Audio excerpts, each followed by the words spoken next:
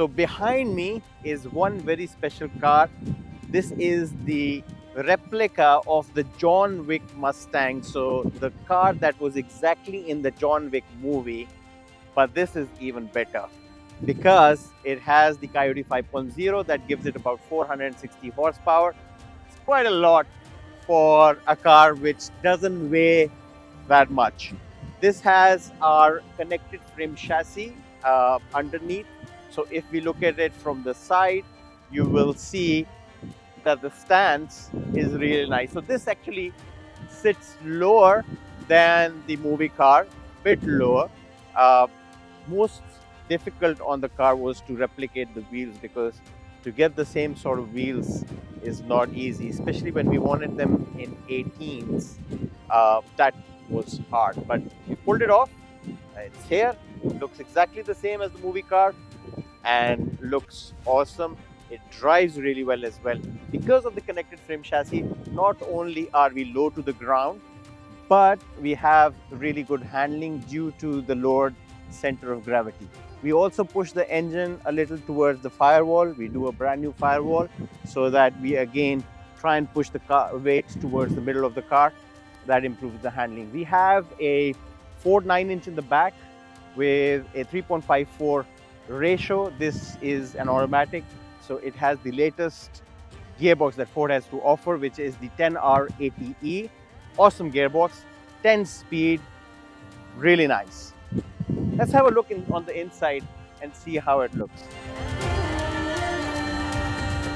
So as you can see, the seating position has been altered as well. So we wanted to get the optimal seating position, and we do this on all of our builds.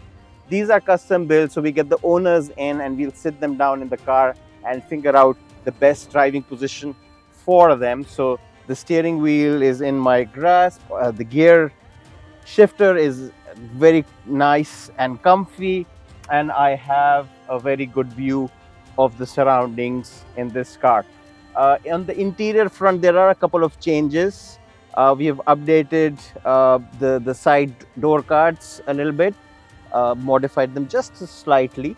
The steering wheel is different as well. It's much more plush. We have a center console running through the car, and we have a screen with the back camera so we can see what's going on in the back as well. Cup holders, of course, very important because we need some place to put our drink or our phone, which was not there on classic cars. This car has it. And we have an e-brake over here, so there's no pull lever, because those pull levers were really bad on the original cars. So this e-brake makes the handbrake application very easy as well. I have plenty of room. We have a bigger rear view mirror on it, so you have plenty of room all around. Couple of things that we've done additionally is to add AC vents, custom AC vents in the middle, so that we have much more cool air coming into the cabin. So modern driving, so you get the modern comforts as well. The car has Dynamat, by the way, all over, so it's approximately 40% less noise and less heat coming through into the cabin, makes the AC much more effective. Another thing that we do on all of our builds is, and I absolutely love Dakota Digital, we add Dakota Digital gauges that look very similar to the original gauges, but then you have modern functionality. Everything gets reported directly from the onboard ECM, and all our readings are very accurate and correct, and especially with the Coyote, the old gauges would not work. Keeping to the theme of the John Wick movie, we have the same spoiler and we have the same louvres on the back glass, but there's a couple of differences here as well. All of our lights are LEDs back to front, so they're much more brighter than the original lenses, and they look really nice. This gas cap is for dummy purposes only. We have another one up there, and one of the reasons for doing that is we've put the fuel tank much more towards the cabin so that we can increase, again, our weight distribution, which makes the car handle much nicer, much better. So the heart of this car is the Coyote 5.0.